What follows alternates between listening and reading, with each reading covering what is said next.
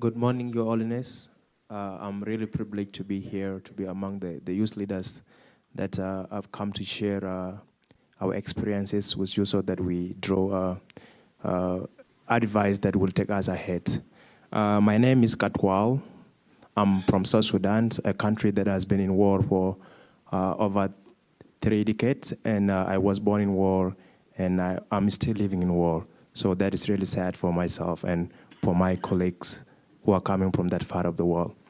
At the age of 11, 17 years ago, I was separated from my parents by Sudanese civil war, and then I had to cross borders to more than 3 neighboring countries in search of refuge and safety. So, and finally, I settled in Uganda, a neighboring country in East Africa. In Uganda, I make a choice to invest in myself through education. But 10 years later, I had a chance to go to South Sudan and to reunite with my parents after the independence of South Sudan from Sudan. That was 2011. And then shortly afterward, I came to Uganda. But I was so much moved by the situations. I was seeing fellow South Sudanese that were suffering in camp, and then I thought to myself that I had to make another decision. So I make a choice to dedicate my life to action. So I dropped out of college, and I formed a youth-led organization that worked for peace building in refugee camps. And that way, I saw my life journey as a fuel that keep me moving to work for peace in communities.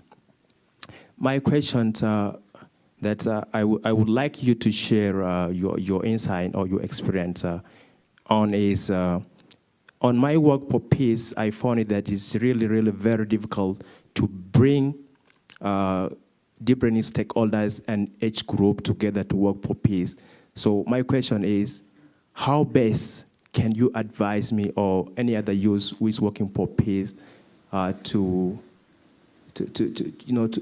build partnership, intergenerational partnerships between different age groups and in broken community, and to also bring trust among community that has been in war for so long, because trust is the big issue, and as a result, people don't come together to work for peace.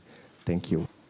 So how to restore hope for people who have lost everything, and what is your experience Basically, suggest? I think we already sort of discuss our hope and determination.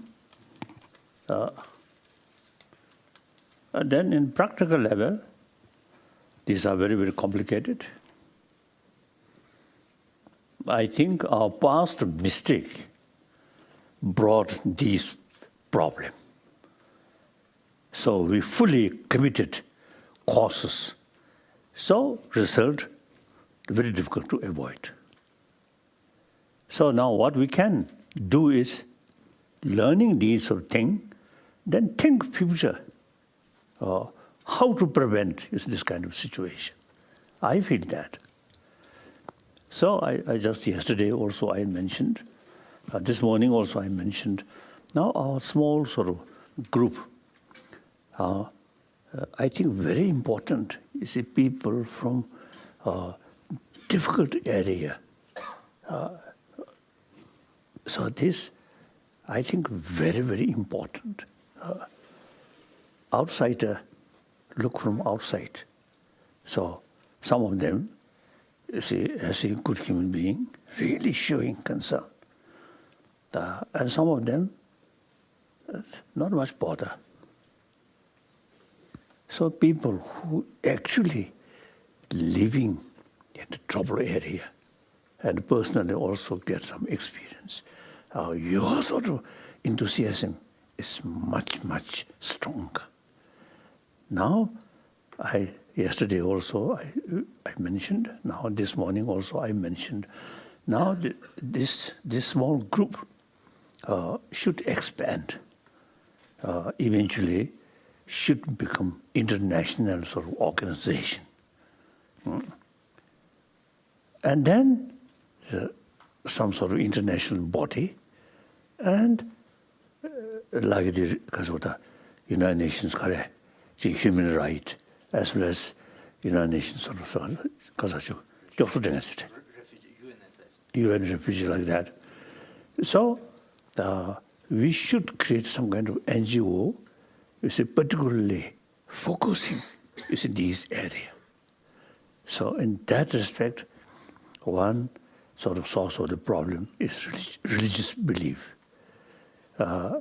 So here, I feel Indian, can help show them India's own sort of situation. Over almost 3,000 years, different religious traditions live together. Occasionally some problem. Otherwise, very nice. So, this morning I mentioned, eventually, I think Rinpoche already have some sort of wider contact with Indian different spiritual leaders and organization and like that. So, that's my view. We should be expand our work and our body. Then we can do more.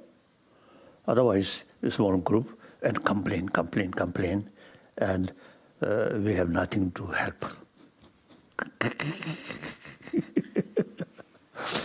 So that's my feeling. Then eventually, your organization sort of more or sort of expand,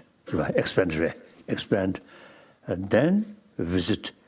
Different countries, and if there is possibility to share the local authority, including religious leaders. That's the only way. Otherwise, complain to me. I cannot do anything. Just to listen.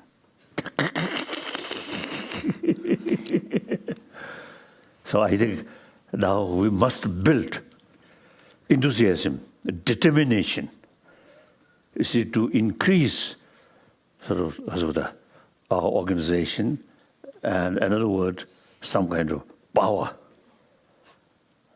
Not the dirty power, but compassionate power. Compassionate power. Good. A power with intelligence, not power of gun.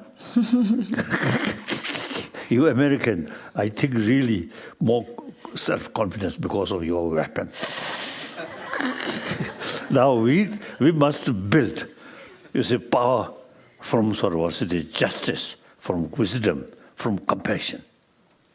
That's I really feel. So this is not my responsibility, your responsibility. And he's passing the torch, everyone. You try to expand. And then for my part, whatever way I can serve you, I'm ready. I totally dedicated like that. So that's the only way. And then when you explain, these sad stories, then I really realize we, Tibetan refugees, are really very, very fortunate.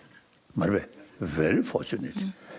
Firstly, our problem, not due to civil war. Civil war, something terrible within your own community, and create a concept of we and enemy. Very bad. So, in our case,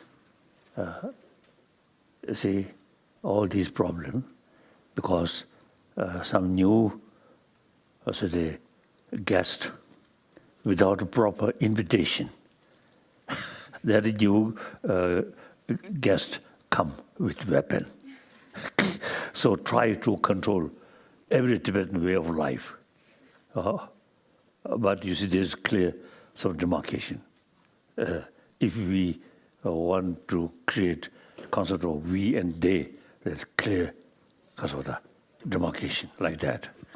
And then secondly, we totally committed non-violence way. So and then secondly, as I mentioned in the television interview, we are not seeking independence. Actually, 7th century, 8th century, 9th century, according to many scholars who carry research, mainly Chinese history book, so they concluded these period. There are 3 empires: Chinese Empire, Mongol Empire, Tibetan Empire. Like that, culturally, linguistically, even geographically separate. But world, now today's world, see, time come. We must work together. So that's why I think yesterday also, European Union. I really admire European Union. Then eventually African Union, I think, should develop. And Latin American Union. Africa, too big, so maybe Northern African Union, East Africa, Central Africa, South Africa, some kind of union. And should develop the sense of bigger union, not just small. Middle East as well? Huh? Middle East as well? Yes, certainly. So each individual country, and of course, I have no right to criticize anyone, but like Mugabe, too old, but he still hold president. I think his own country, Zimbabwe economic condition, I think bad, but still he consider he's supreme leader of that nation. Something wrong, really. Difficult. So African Union.